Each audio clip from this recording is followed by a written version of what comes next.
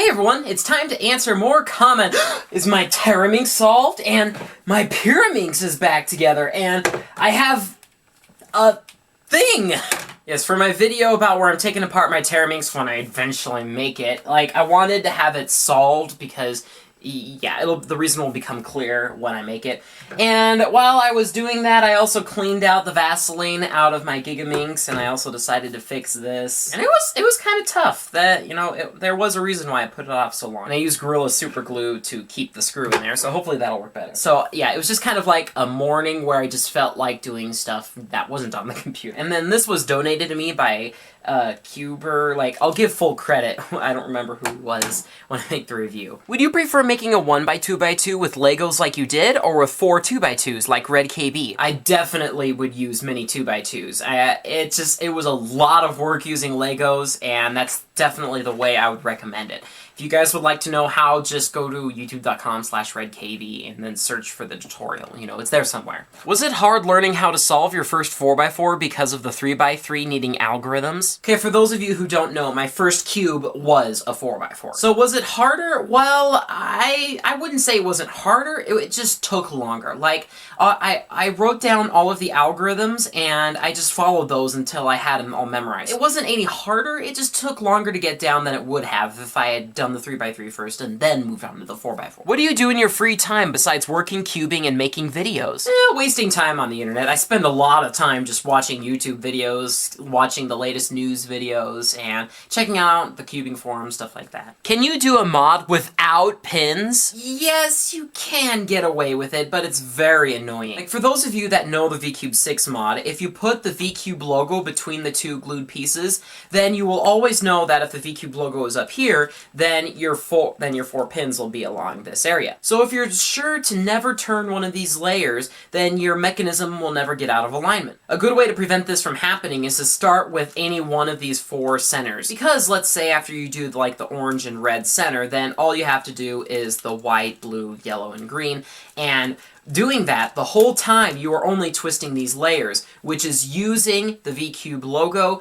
which is also turning one of the layers with the glued pieces in it. And then when you move on to edge pairing, just make sure that your slices always go through the white side. So again, you're not turning any of these things. So pretty much if you solve it that way, the only risky times of the inner layer getting out of alignment is when you're solving the red and orange center and when you're doing one of the parity algorithms. So if you modified your cube and the pins didn't work, you can still solve it that way. Since your friend broke your Pyraminx, are you going to get a new one? Oh, I guess I kind of already answered that. Do you know if constant cubing can cause your hands to hurt or shift to something like carpal tunnel syndrome? Well, my fingers certainly hurt after solving my Pyraminx for an hour and a half. You know, every time I'd put pressure on it, I'd feel a little bit of pain. As for carpal tunnel, I don't believe cubing affects it. I think I heard a cuber somewhere saying that he had carpal tunnel and it didn't bother him at all to cube. I'm not sure, but carpal tunnel syndrome may just have to do with wrist turning, and with cubing, you're pretty much not moving your wrists, you're just moving your fingers,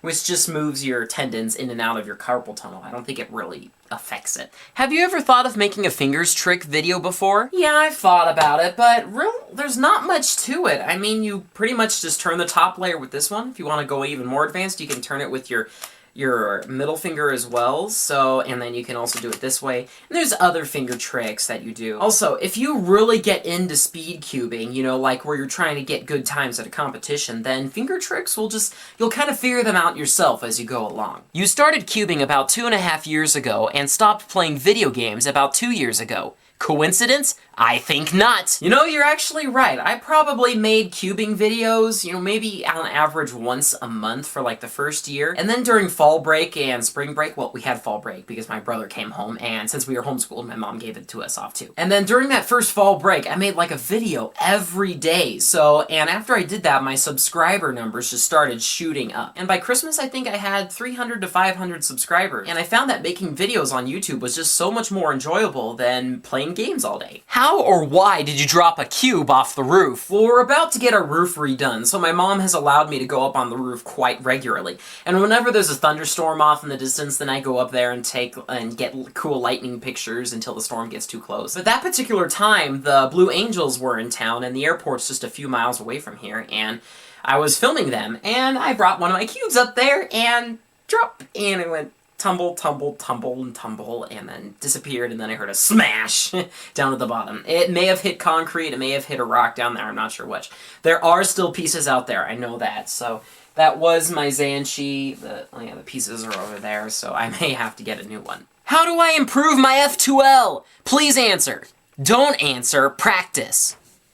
Okay. Jigaloo versus CRC. Well, it's hard to say because I haven't used CRC in so long, but I found that when I use CRC in the V-cubes, that when I would spray it into it, then the cube would start getting stiff. So I opened it up and all the pieces were still rather slimy. So I found that if I took out a corner section and I blew into it to get the CRC to evaporate, then it turned much better after that. But now I've started using Jigaloo, and that problem hasn't been anywhere as severe as it did with CRC. I don't know if I did things differently or not, but that's been my experience. What do you think about Felix's pillow? You know, there's gotta be something magical about it. I mean, how else can someone beat 3 world records? You mean that?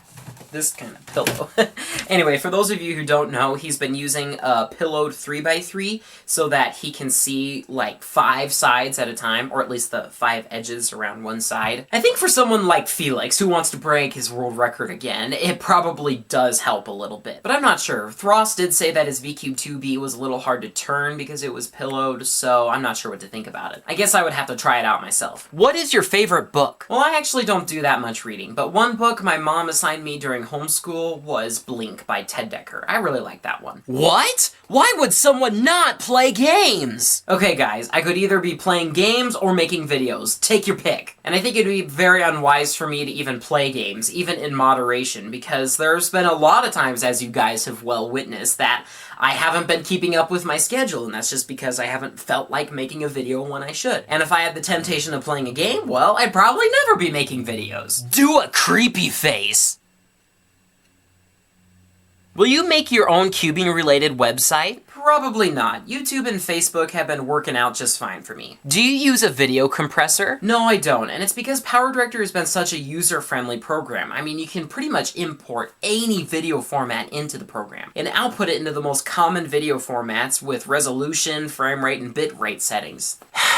So there are basically no more things to ask. Well, I don't know where you got that from. I seem to be getting the same amount of comments per video. You know, it started out at like 400 comments, and then shortly after it went down to 300, but it seems to be going quite steadily. I was afraid the number of questions would slowly get lower and lower, but it just doesn't seem to have happened. Were you being sarcastic when you said? I was being sarcastic. Ugh. Man, guys, I don't know what I was doing wrong. I tried to sound sarcastic, you know. 150 videos! Congratulations! Thank you! I think it's been like 29 or 30 more videos than I would have had if I hadn't been making videos this summer. That's quite a bit, actually. Could you make a video teaching us how to vlog? Well, it's just that it's been done by several higher-up YouTubers, so it's just not very original. If I got lots of messages and comments asking me to, then sure, I'd go ahead and do it. Do you think working at Golden Corral has boosted the restaurant's chain's popularity with regard to sales? What, you mean just because I work there? I've only been recognized 4 times. It's not like, you know, it's a significant number. Or do you mean that just because I talk about it so much? Probably a very slight increase, if any. And with that, that is the last of the comments I have to answer in this video. And I recorded this video yesterday on Monday, so I hope maybe I got it on time for once. Oh, and one last thing, if you guys haven't checked out my video that I entered into Cyberlink's video contest, then I'd encourage you to check that out now. And I'd rather not seem pushy, but if you guys would like, you can click on the link and then click on the Facebook like at the bottom of that webpage. You know, it would be really nice to have a second camera around for, yeah, I'd be able to make better videos from it. Okay, I won't pester you guys anymore about it. So I hope you guys enjoyed this video. If you'd like, you can check out my last week's video, or even my next week video when I upload it. Or if you even want to be notified of when videos like these are uploaded, then you can subscribe above. Thanks for watching, everyone!